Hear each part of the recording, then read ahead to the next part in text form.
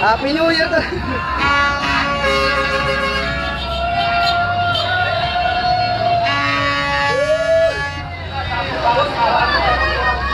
Hoy, buwangin, buwangin.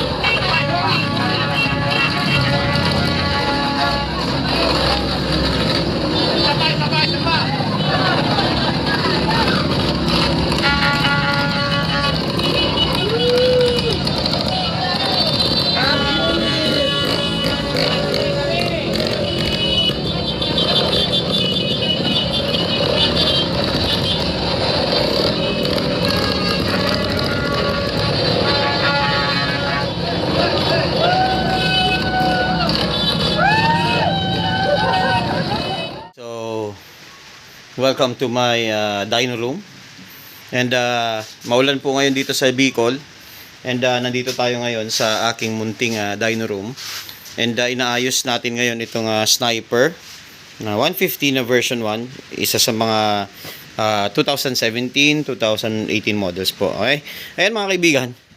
Okay, so may sagot ako. Bakit hindi pwede yung copy-paste pagdating po sa mapping, sa setting ng ECU, kahit anong ECU po yan, kahit stock ECU po yan. Okay? Explain ko sa inyo yon kung bakit hindi pwede yung copy-paste. Okay? May mga variables po kasi dapat na tinitignan. Hindi po tayo pwedeng magrekomenda lang ng eto na yon, maganda, blah blah blah and whatsoever. Okay? So ngayon mga kaibigan, actual ko sa inyo ipapakita yan. Okay, yung rason behind sa hindi pwedeng gawing copy-paste ang mga values mula sa ibang motor papunta sa isang motor. Okay? Though pwede kayo mag-advise, ang sasabihin nyo, bibigyan nyo sila base map. Okay. So yung base map na yon is naka-tune na siya na medyo aggressive, yun yung ibibigay nyo. Marami kasi nako-confuse, nakakala ng iba is pwede yung ganong klaseng diskarte na copy-paste. Okay? Hindi uubra. Okay? Pero pwede nyong gamitin. Yun nga lang, hindi siya accurate. Ang number 1 po dyan, okay, is voltage. Voltage. Okay, isa yan sa nagbibigay ng signal. Okay? Number 2, yung resistance. So, ito po is makikita nyo yan sa mga EFI na motorcycles. Okay? Yan din ang dahilan kung bakit hindi uubra yung mga copy-paste na ginagawa. May consideration talaga tayo. Tandaan po natin yung mga bagay-bagay na gano'n. So, lahat ng ECU po, meron mga parameters yan na tinatawag. Okay? Hindi obra yung same karga nyo, tapos ilalagay nyo lang, pero hindi nyo alam na yung may mga settings pala na adjustments na magkaiba yung dalawang unit. Okay? Ano nga ba yung mga binabasa niyan? Number 1.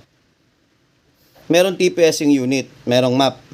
Okay, at TPS. So ngayon, sa mga stock, sa mga nire-remap, parating gumagana yung map nila kasi closed loop sila. Okay, sa mga open loop naman is totally hindi na self-compensate yung ECU.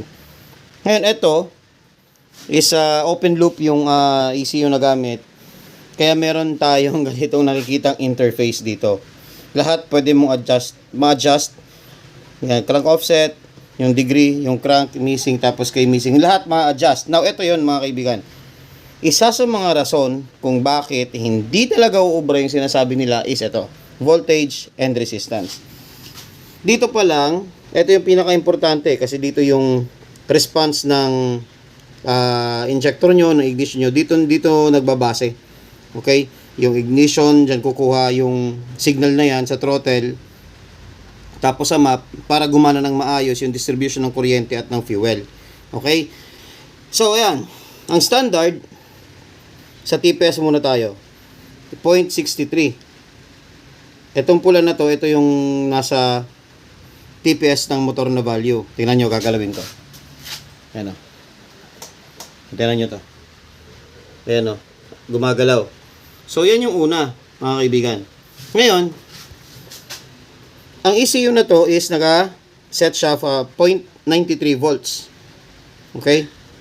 Yan o, 0.93 volts. Tapos sa full throttle, sa max, itong max, 4.14. Pero dito sa actual na TPS niya na nakakabit, pag full throttle ko yan, ang lumalabas ay 3.89 lang.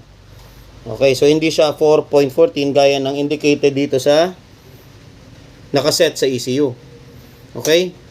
So ngayon, iba-ibang motor, iba-iba ang lumalabas na reading sa TPS setup. Ganun din sa map. Like for example ito, ang preset niya is maximum 3.84 pero ang binabasa ay 4.03 o 4.04. Okay? So ayan mga kaibigan, isa pa lang yan. Susundan ko yung vlog na to, tapos i-discuss ko naman sa inyo yung mga resistance. Okay? Kasi meron yung mga ganitong adjustment din. May mga milliseconds, may mga ganyan. Hertz. Yan, 560 Hertz at 60 kilometers per hour. May mga ganyan po mga settings mga kaibigan. Kaya, hindi uubra na basta na tayo mag-advise ng mga bagay-bagay na hindi pa natin totally nauunawaan talaga. Okay? So mga kaibigan, this is Chris Monk. At nandito tayo ngayon sa Skill Garage. Magandang hapon po sa inyo lahat.